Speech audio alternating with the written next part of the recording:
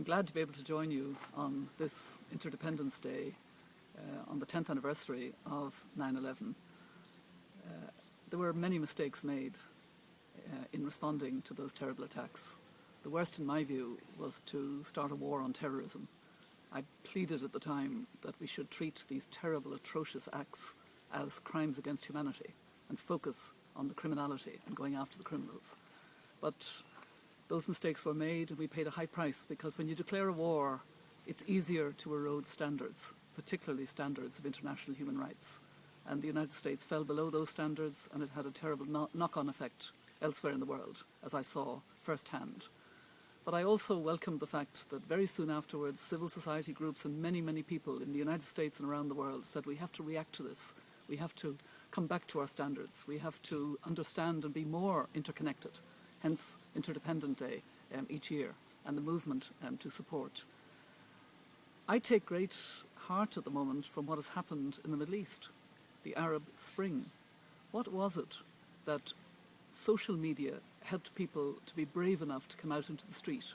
They knew that they wouldn't be alone. There'd be 10, 100, and afterwards thousands. What did they want? They wanted dignity, human rights, democracy, participation, the end of dictatorship, the end of corruption. And they were not Western values. They were universal values. Another great moment of hope was what happened in Norway following a terrible internal act of terrorism, if you like, the killing of all those young people and the bombing in Oslo itself.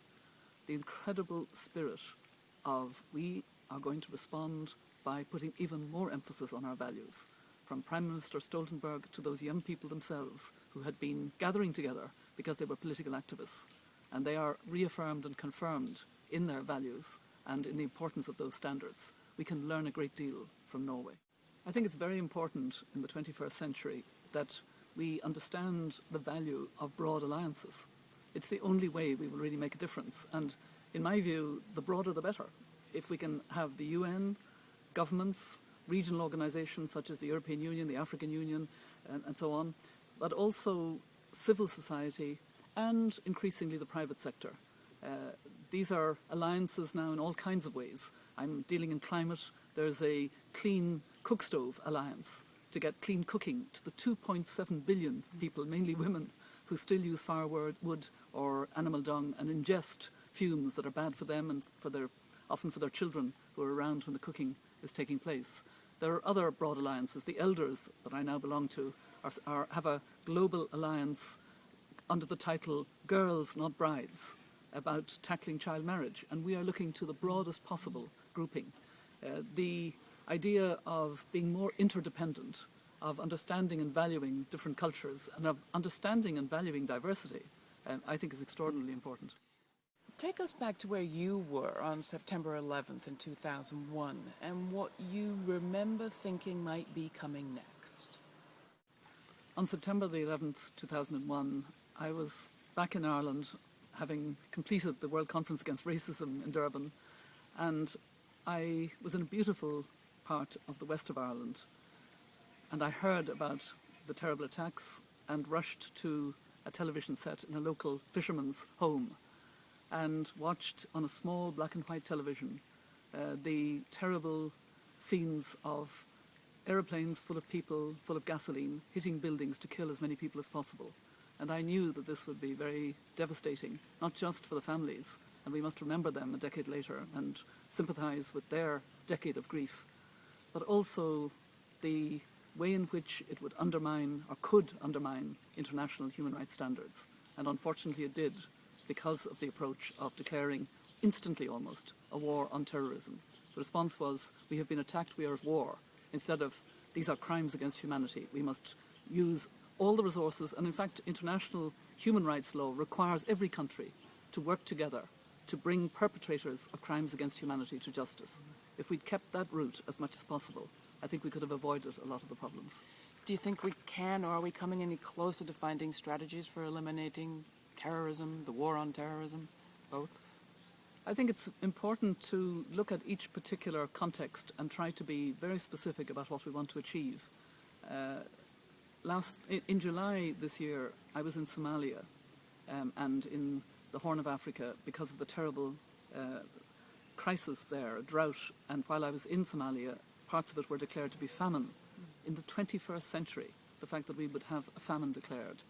But one of the reasons why Somalia has not made progress is that there is a group there called Al-Shabaab who have connections with Al-Qaeda, that's true, but they have been kind of branded with this T-word terrorism. So it has made the whole of Somalia a no-go area. And that's part of the reason why thousands of children, beautiful, lovely Somali children, are dying by the day. When I was there, they said about 28,000 had already died, and it's a great deal more now, and the rains won't come until at least October. And that terrorism word is too broad and crude. Many governments started calling their opposition political terrorists or terrorists. We saw it in so many different contexts, and I believe we have to be as specific as possible and as narrow and focused on dealing with terrible criminality, which terrorism is. Human rights people are not soft on terrorism, not at all. I want the perpetrators of terrorism to be brought to justice as a matter of human rights. A lot of people in the United States feel a little overwhelmed by the problems they have at home. What's your message to those who sometimes feel like withdrawing from the world? I think it's important during this Interdependence Day to reflect on the importance of the United States staying engaged in the world, and not sort of retreating because of economic difficulties into a more isolated position, but to staying engaged in a new way, in a very interdependent way, in a multipolar way. It's not necessary or appropriate in the 21st century for the United States to somehow say we have to have a special role. Yes, the United States is, and I think will remain for a very considerable time, certainly the most powerful in a military sense and to a very considerable extent in an economic sense, despite the rise and size of China. But it's much more important that America leads by being a good partner, by being a good lead partner in any broad alliance. And I think this is also what American civil society can do. You have incredible groups, you have incredible universities, you have incredible foundations, all of whom are already playing a part in the world. Your engagement is vital because we have complex problems and we can't solve them on our own. We have to solve them together. So I commend the whole movement for interdependence, the fact that you've been marking the years up to this 10th year, and in particular I hope you have a really good and thoughtful meeting this year.